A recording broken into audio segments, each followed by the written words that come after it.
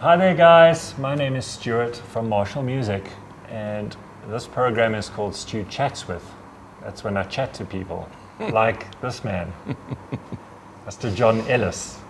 The Mr. John Ellis. The Mr. The John Ellis.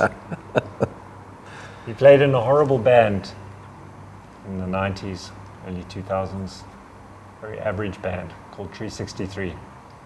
Very average. They were so average. It's just an average. Everyone band. hated them. I'm telling you, they were terrible. I was glad to get out. Welcome. Nice to see you. I'm here at last. At last. This is a career high for me. Thank you for coming to Joburg and experiencing traffic and stress and accidents. This is how much I feel, how strongly I feel for you as a person. Were you screaming in the traffic? I just want to get to Stuart. No, I because we don't have this in Durban at all. Come on, you do have traffic jams every now and I feel then. like 5 minutes, please. Okay. Then you drive around the circle and you see traffic. It's such an anomaly. You just sit there looking at it. Okay, oh, this is fun. If it was every day, maybe. Yeah. How often do you come up to the Big Smoke? The Big Smoke. Not too often anymore. Okay. I wish I did more because there's so much music to do up here. You used to come up here like 4 times a week. Did I? I don't remember that. Yeah, no. There's this music here. Joburg is a place where you play music, and Durban isn't, and it's unfortunate. But I'd love to come up more. Yeah. Hi, I'm John. 071-683. Available for bar mitzvahs. 21st. We'll put his digits in the description below. He is available, girls and boys. If this interview just degenerated into. No, come back. Okay, let's be serious. Okay. Let's be serious and talk about music. Yes. Because music is serious. That's why we're here. How did you get into music? Let's think. Oh, the hard way. In the good old days, Yeah. the way you got into music was you learnt an instrument. What? You took actually lessons. had to. You learned how to manipulate strings on a piece of wood, and you did it a lot until someone went, "Hey, you can do that," and then you did it with your friends. But now you don't have to do like that anymore. No, man, You please. just press Now the button. You buy a computer and you Yeah. you manipulate data. So you did it the hard way. the hard way. Oh, wow. When we did gigs, we used to make posters and put them up on the street poles. That's how long ago. No. I'm telling you. That's how. Yeah. No, Jedi. no Facebook back then. No Wow. events. Yeah. Oh no. They're always. How old are you? Was guitar your first? Yeah. So I was 10 years old. Yep. And I saw, it was 1982, so I'm old. And there was a 5-year anniversary of Elvis Presley's death that David Gresham was presenting on some SABC channel. I was 1982, right? Yeah. It was a half-an-hour program of Elvis's story. And I was a little 10-year-old and I saw this and I was absolutely changed. Elvis was the thing. Yeah. And with Elvis came an acoustic guitar. Yeah. Right? So that became that obsession. The following year, my dad introduced me to the Beatles, and that was the other obsession. And it's been downhill from there. But I started playing acoustic as a 12-year-old and absolutely obsessed. I still got my 10 Rand Bellini made in Poundtown acoustic guitar. Really? Yeah. Sure. That's cool. Yeah. That's cool. It's very cool. And but just became a guitar obsessive, you know. Yeah. So all those years when I should have been out with teenage friends doing teenage things. Socializing. Yeah. Yes, that's one of the reasons why I'm so Is that why you're socially awkward. Yeah, you are a bit awkward. Yeah, I'm awkward. Yeah. I have zero skills. I know. But Except on guitar. well, that's the thing. I traded sociability for playability. And what's your first? What's your first kind of gigging band experience? Jeez. And when did you start writing? Oh, songwriting came a bit later, but gigging experience, playing with another musician as a young guy. That first time it happens, it's quite something. And there was a drummer who invited me to play guitar with him. And you sit there strumming your acoustic chords, thinking that's what you do, and you learn within the first 5 seconds that there's another whole language to speak when you're playing guitar with another person. And that was a huge trial by fire in a great way. You know? Yeah. And I ended up at age 15 in a pub in Durban, down Point Road, playing in a band. Isn't that dodgy? it was dodgy then. Now you don't even you don't want think to. about it, yeah. It's Hillbrow basically in one road. Okay. Yeah. The other band were a bunch of Indian guys they were wearing slippers, playing Iron Maiden covers. There was that kind of pub. So I've seen a lot of interesting things. And your first real band? School band, high school rock and roll. Yeah. Trying to be what was the thing at the time? Bon Jovi was the thing. Yeah. But I had 87, 88. Yeah. So I was a big fan of guitar players, soloists, guys who could play, and I loved people like David Gilmour and Mark Knopfler at the time, who were still charting in those days. Yeah. Billy Gibbons from ZZ Top, and I loved the soft metal guys, Def Leppard and Motley Crue and all that stuff. But I had a secret passion that got me in trouble with my friends, and that I was a U2 fan from fairly early on, and the Edge style of playing was completely different to that big hair, fast fingers thing. So I had these two worlds I was trying to balance. So I'm pretty similar in that. Yeah, exactly. Regard, yeah. So to this day, I can play. I love playing blues, and I can play. But my passion is to make a lot of sound, which is what Tree 63 ended up sounding like. Soundscapes. Yeah. Filling up a stage with a big sound rather than one note, widdly. You know? Yeah. So it was an interesting balance to try. Which I suppose you were also forced to, being a three-piece. You know? Well, I don't know. I've seen three pieces. I mean, Cream was solo heaven, but I liked when you make that big sound. I mean, U2 is essentially a three-piece with a singer, and that wall of sound coming off three people was something I aspired to. And funnily enough, you wouldn't think so, but if you listen to the records and see the live shows, you'll realize it's true. The Police were similar. Three-piece band, big sound, no bells and whistles, and that was quite something to try and achieve live. Yeah. No tracks, no tricks, and we did it. And I was. That's one thing I've always been quite proud of with that band, even though the band sucked. You said it. They didn't suck. They just average. You said it. Average. Tell us how Tree 63 formed. No.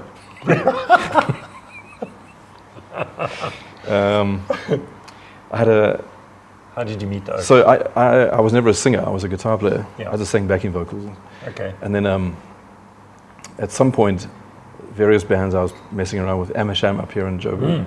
Yeah. The early iteration of them. Yeah. Lots of many nights at the Roxy here in Melville. Wow. Those are good days, eh? They were formative. When it comes to getting into music and learning how to play, you cannot really beat being in a space playing music live, night after night after night for a long time. That's where something settles in you as a player that you cannot learn from a book or an app. You can't download it. Yeah. It's just sheer one experience. gig is worth 5 rehearsals even, let alone staying at home. And you gig more than probably anyone in this country in the last 5 years, right? And I'm still crap. No, but you know what I mean. The more you play, the crappier you get. Yeah, you get. Yeah, the experience you get, you don't know it, but it just sits in you. There, yeah. So I had a previous band, and then I had to. It was a 2-man band thing. The guy needed a singer for, so I said I'll sing because I could sing backing vocals. And then before long, I was suddenly singing, which was another whole level of interestingness. And then somewhere around 96 or so, I decided to. I'd for a bunch of reasons, I'd stopped playing music. Actually, I'd kind of pulled away from it, as I have again recently. Yeah. And for a bit of a laugh, we got together with a drummer and a bass player in Durban, and let's just play some covers. And that particular band became the basis of Tree 63. So again, the 3-piece, 1 singer. It was a particular kind of blueprint I was trying to achieve. You know? And obviously, a band like that has only 1 sound. So the challenge was how to make it musically interesting with those very the primary colors of rock and roll, just guitar, bass, and drums. And no keyboard player, no backing tracks. It was quite a challenge musically, but it made songs sound a certain way, which was interesting. Yeah. And how have you been with playing guitar and singing at the same time? Has it Has that always been an easy thing for you to do? Yeah, as far as back as I can remember, because I grew up on the Beatles, and the model for me in my head, psychologically, was you sing and play. You just do it, and if it's hard, you make it easy somehow. So that was my role model in terms of with John and Paul, you know. Yeah. So you learn to strum and sing along, and so when it came time later to do that, I've been doing it for a long time, and it felt fairly natural. And so some highlights, 363 days. I mean, when did you leave for Nashville? Oh, that was in the middle of 2000 or so. Okay. And how long were you there for? Tell us a bit about that. It must have been amazing. Nashville, wow. Well, on and off for the next 8 years or so, back and forward. We eventually lived there because there was so much work there. It made sense to live there. Yeah. But to be around those players and to be doing it, you know, in South Africa, we started doing well, but there weren't enough gigs to do fairly regularly. You get a festival here and there. In America, there's a gig every night of the week in any part of that country if you wanted. Yeah. And we took a lot of them. Yeah. We just for years, and it was quite an incredible opportunity to do that. But it was exhausting, and some of the romance of playing in a band and touring the world flakes off very quickly. Yeah, yeah. But in terms of playing, we got endorsed by these guys at one point, and there were these guitars in our lives suddenly. Gibson. Yeah, I've never been able to pronounce it. Gibson. Anyway, Gibson. Yeah. I can't get it right. Okay. I hope they're not watching. So this gave you a bunch of guitars? No, they were careful. They said, "Well, young man, with great power comes great responsibility. Comes a Les Paul." Yeah. But what was interesting about that was, growing up in South Africa, you took the amps and the guitars you could get because there wasn't a lot of option, right? Yeah. So you learned how to make a sound come out of something regardless of what it was. Yeah. A PV or whatever. Yeah. You know? It was mostly a PV. It literally was a PV. So then I got to America and I had access to a few other things, and I just did what came naturally to me. And Americans were coming up to me and saying, "How do you get that sound?" And I thought, "You invented this. Don't ask me. I'm a South African." Yeah. But it just proved to me that when you grow up in a country like this in those days, it's a bit of a vacuum, and you've got no ceiling, so you don't know where to stop. You just keep going. Then you get to America or England, and you find that you are okay. You're good enough. You actually are at that point. I think one of the things of being a South African in those days was this very low self-esteem. It came out of being a South African in the 80s, right? Yeah, yeah. And it filtered into all parts of our lives. Psychologically, we all left to go into the world going, well, we're not really good, but we'll, you know. Yeah. There wasn't a lot of rock and roll about Trick 60. We didn't barge in there going, hey, look at us. We kind of crept in high. Yeah. But the sound we made was, I guess it was more noticeable than even we realized. And that was quite something to see, that when you are on your own in your bedroom with a guitar, that doesn't mean, just because you're not in Nashville doesn't mean you're not doing something special. No, absolutely. Yeah. Absolutely. Yeah. And I've always said this, South African musicians are as talented as anyone in the world. Absolutely. Doesn't matter that we've been starved of formal education, in Berkeley fact, colleges. In fact, I think that helps us. I think that brings brings something out of us that we wouldn't normally have. A more original. Yeah. A different approach, you know. Yeah. Just there's something fresh here. Yeah. And I just wish there was more opportunity for it to show itself. But from your mouth to God's ears. Yes. Or Gibson. Let's talk about these things. Yes. You like those things? I do like those things. I have a problem actually, in that I like them a little bit too much. And I can't afford them. But if you were stuck on a desert island, and you could only take one guitar, what would it be? I would try and take the guitar that I used to own that was stolen from me in Durban, which was a beautiful Gibson, the J200. J200 acoustic, which I had handmade for me at the Gibson shop in where is it? Bozeman. Oh, and wow. it was for me. It was mine, and it smelled like a brand new guitar, and I had it, and it was amazing. Who made it for you? Was it that Ren guy? It might have been actually. Ren, somebody. I had a custom case made for it in Canada, one of those, Yeah. and that took 6 months to deliver, and it was just a special thing. And then it's gone. So if you have a guitar, A blonde J200, and you don't know who it came and from, you don't know where it came from, it's mine. probably me.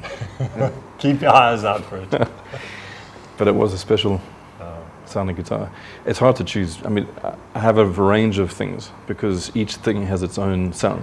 You're also a telly guy. Well, I started as a Les Paul guy. So Yeah. the only guitar I owned was a Les Paul Deluxe with mini humbuckers, which I loved because it wasn't as brash as a big Les Paul. Yeah. And it drove. I had a Marshall JCM 800, which the Billy Corgan used them, and it drove differently when you used that mini humbucker. It was a different thing came out of it. Yeah. And I used that forever. And then when a few more Gibsons came along. There was a Les Paul, a proper one, which I didn't really like that much actually. I had a Firebird, which was great, Okay. but there's a twang missing, and an open heart surgery, openness that came from a telly that I couldn't get anywhere near from a Gibson. Although I used a 335 for a long time, which I really loved. But I read one because Chuck Berry used that one. There is only one color with the 335, cherry red. End of discussion. Until I broke its headstock off. Really, you snapped It off Did you get it fixed? by Gibson, Okay. well, thankfully. It pays to live in the city that makes the guitars. It's handy. It's handy. So tellies came along a bit later, but I've had a lot of joy as I gotten older and been less picky and finding really cheap stuff and finding a way to find its sweet spot and find something to come out of that.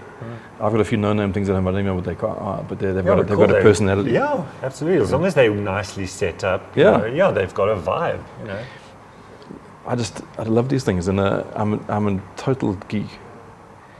But I do find it a bit depressing to be a guitar geek in 2019. Stu? Prices. No. Opportunity to use them Yeah, it's tough. in the manner to which they become accustomed. Yeah. In other words, I don't get to play as much as I used to.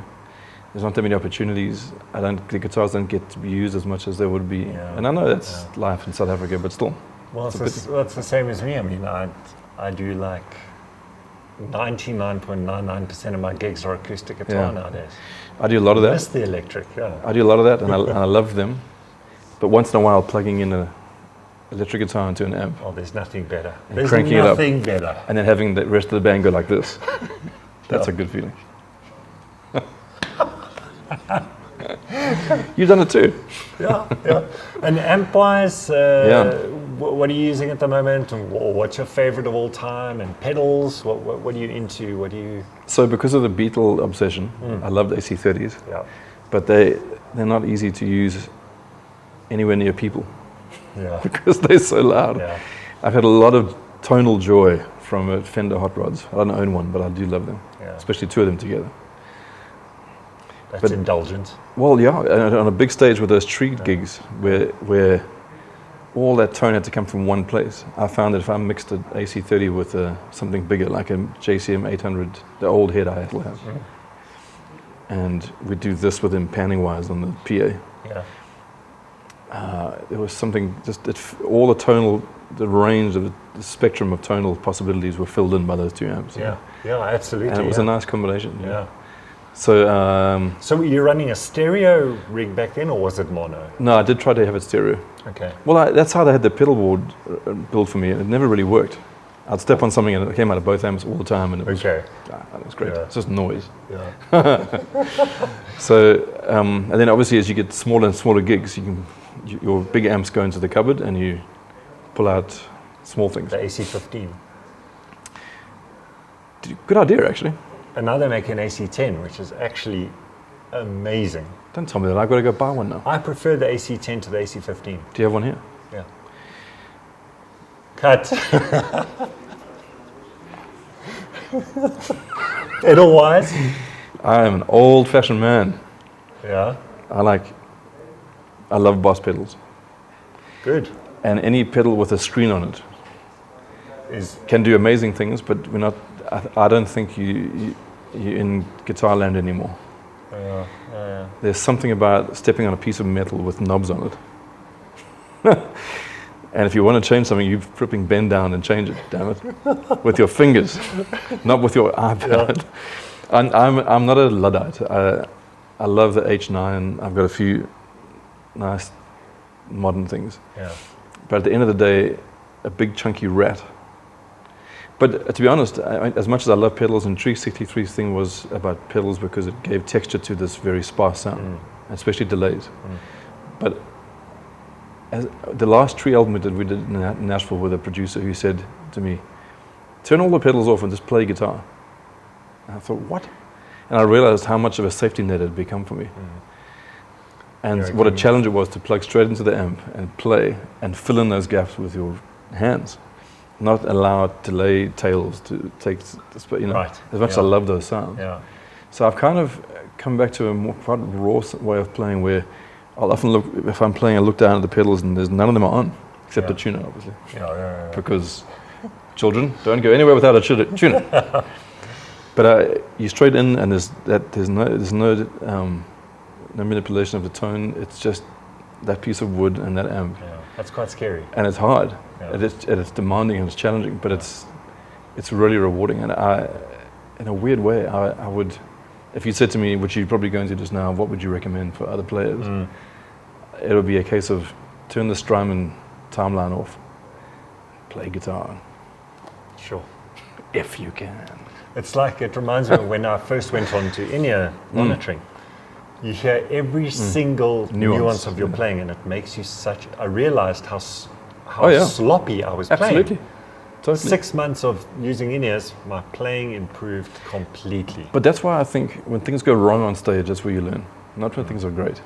So, for example, we had a lot of times we get to a gig flying somewhere in America. We used to fly three flights a day at such a huge place. And you get to the other end and one guitar's arrived and one's gone, and then the pedal board's in Alaska. And so you have to get on in half an hour. Yeah. So you get on with borrowed gear, or you get on with whatever piece of one sock and a pair of underpants you have left. It's the worst nightmare ever, yeah. And you make it happen. Yeah. And I think that's the South Africanness that comes through. You mark a plug, you go for it, boy. and that teaches you a lot. If you can, making that work is such a huge thing and such a big lesson. Yeah, and because you realize it's not really about the sticks or the plectrums or the strings. Yes. Those things are important, but the thing you have in your hands, your tone comes from here, regardless of the make of guitar. They're important and they're great, but music can come from anywhere. And learning how to balance that love of technology with that rawest thing is the trick, I think. Maybe it takes a lifetime to figure it out. I don't know. Yeah. I just want to go back to your Boss pedals. Yes. It's really funny how, Boss pedals were cool in the 80s, and then they became, oh God, they're shit. We need boutique pedals and we need this. And guess what? It's coming full circle again. People are realizing, hey, do you know what? Boss pedals are actually pretty good. Really? Yeah. Wow. Yeah. Well, I mean, I've got a few I've collected, very rare ones that they made 3 of and they realized that no one liked them. And now they're worth a fortune. Yeah. I've got a hyper fuzz. So if you stand on it, things happen. Yeah. I mean, the nature of space-time is warped. It's just when the pedal's on. Listen, there are some Boss pedals that aren't great. But no, you're right. But most of them are. No, I've got a very simple. I've actually recently chopped everything down to one. I've got 5 pedals on a tiny board that wide, as wide as the pedals are. Yeah. And it's the bare minimum. It's a rat, a chorus, a delay, and a tuner. Distortion, a bit of mayonnaise from the chorus. Mayonnaise. The delay, which I'm finding less and less like I need. That's good. Which is interesting. Yeah. And a tuner to keep me from being embarrassing. What else do you need, Dan? Yeah, no, good. Bare bones. Yeah. What I do is I run the amp pretty hot. So when I hit it hard, it's crunchy. When I hit it softly, it's clean. So I don't have to step on pedals to get a dirty sound. Okay. Yeah. I hit it pretty hard. Yeah. That's why I used to break all those early Tree gigs was me on a 4-string electric guitar, 2 dangling off. Which strings did you used to break most often? God used to trick me, and break interesting combinations. So you're left with an A and bottom E, and it was appalling. You must play with softer picks then. No, I'm joking. It's the floppy little... That's where you learn how bad you really are. Yeah. When you got one string left and 3 songs to go. Oh, that's the worst. Oh, God. Did you have spare guitars, though? No, well, in those days we couldn't really afford to fly with 2, so I had one guitar. Yeah. And you pray that your 30 minutes, you get by, you get through it. And then there was another one, then there was a roadie, and then you're fine. But those early years are the ones where you... we had a gig in Manchester once, where the Marshall head I was using, one of the valves blew and it stopped working. Halfway through the second song. And there were 5 to go. And 10,000 people in the Manchester Evening News Arena. And the road crew was sitting like this, just watching us, like, because it was a festival. They weren't working for us. Yeah. But they were no obligation to help. Yeah. And why would they? Why would they? Why would they? So there's 3 South Africans standing on a stage in Manchester. The bass player's telling jokes. The drummer's doing a drum solo. And neither of them were good at those things. I love you, Dan. But And you like peering into this amp. and me, headless chicken, running around the backstage going, "Somebody help me!" And, wow, not fun. Oh, God. That's the worst. Those are the things you remember more than the good gigs. You know? Tell us a little about your songwriting process. I'm always interested in asking people how they write songs and in what order do they do it, music or lyrics, and how easily do lyrics come to you, and do you pair music with the lyrics, or are they all separate and you just mishmash? What's your general songwriting process? I think I look for first as a melody. So again, being a Beatle fan and raised with people like Paul McCartney, and then later with the other English guys, Ray Davies from the Kinks and Pete Townsend, when melody was king. Yeah. And you relied on melody rather than attitude. So I'll look for those melodies first, and a few chord changes. I'm a huge Beach Boys fan too, and Brian Wilson is a school of chord changes. Yeah. That's another level of school to go to. Yeah. And then lyrics I came later, because my thing was, when you got nothing to say, you just say anything. I mean, Bryan Adams made a career out of that, and his songs were great. But if you listen to the lyrics, there's nothing actually happening. Yeah. Which is such a pity, because he's got such a brilliant voice. Yeah. And that Reckless album sounds so good. Yeah. But there's nothing happening. Yeah, He's not telling us anything. It's a bit vacuous, yeah. A bit is the word. So somewhere on the line, especially when my spiritual life took off, and I suddenly had some things I wanted to say, and then my nerdiness kicked in. I'm an English guy. I lecture it and I studied it, and I'm doing it right now, and my reading kicked in, and so I try to say things, and you realize you've only got 3 minutes and 4 verse lines to say something and encapsulate something massive into these, and it has to rhyme. Yeah. It's not easy. Yeah, absolutely. And I don't think I really got it right. There were a couple of things times where I thought, oh, that's a good one. But mostly I would have thought, damn, this is hard. But don't most people hate their own songs? I was quite relieved to hear that most songwriters I love all would love the chance to redo what they've recorded, which is exactly how I feel. Yeah. But you know, all these artists, they do their songs differently live. Yes. But everyone goes, no, I love the original, even though the live version may be better, so it's interesting. Yeah, but you always want to change it, don't you? You always want to make it better. Hey? Well, yeah, and I think the thing with writing is you're always striving to do better than the last song you wrote, which is bad because you become such a poor judge of your own stuff. Yeah. You throw away things people would keep normally. Yeah. But I haven't written a note now for about 4 years. I've taken a massive time off. Okay. And I'm not sure if I will again, because I don't feel like I've got much to really... I write a lot of poetry, and I enjoy that form because it's not bound by music. Yeah. Whereas a song requires you to get in and out in 3 minutes. And so I'm just taking some time out to see what else comes out. But writing is excruciating. I always used to hate it, and then when I wrote a song, it feels so great. because it was such a challenge. Yeah, okay. Love, hate, yeah. Yeah, big time. Yeah. Well, I hope you do start writing again. Well,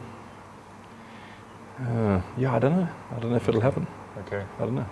Yeah. Time will tell. I lost interest in writing when I was 19. You're 20 now, right? 22. 22, okay. Yeah, I wrote like 10 books of poetry when I was 19, and then tore it up. No. Threw it away. Did you really? Yeah, never written since. Yeah. Well, I'm here to tell you. You should start writing poetry. No. Tell us how people can follow you on. Are you on social media? Mostly people follow me around. I mean, I'll look back behind me in a mall and I'll see people following me. It's quite nice. Mostly old men. Yeah, there's a few grannies a couple times. Okay, that's nice. It's been a good career. Wow. Yeah. At least two grannies. Yeah. Every week. No, well, no. I wish. No. Geez. Okay. A year. Follow me around. Oh yes, social media, but I don't really play by the rules anymore. Okay. So again, by the time social media took off in 07, 08, Yeah. Tree was at the end of its time. Right. Yeah. And we never once used social media to advertise a Tree gig because we hadn't had to, it didn't exist, right? Yeah. So then I just started a It's solo amazing. thing, and I started doing solo gigs around the country, Yeah. and I started using Facebook to advertise, and no one ever saw it, and it never worked. I had empty houses, so I'm not a huge fan of social media. I know it does work, but No. Well, does it? I don't know. Yeah. I personally would say it doesn't because we are so oversaturated. It is. Well, just those Facebook events. I haven't looked at or responded to a Facebook event in 8 years.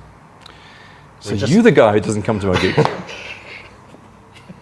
Here's the reason I'll stop playing music.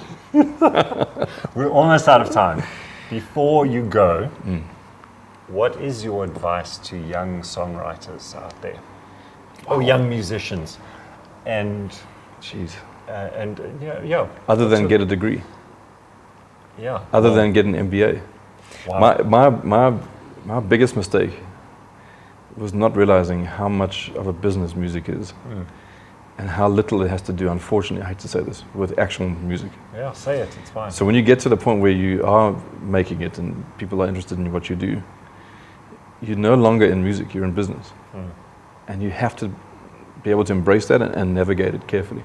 And if you can't, you need someone to help you, because it really is a multi-billion-dollar thing, and being talented is just the key in the door. It's not the room itself. Yeah. It's the key.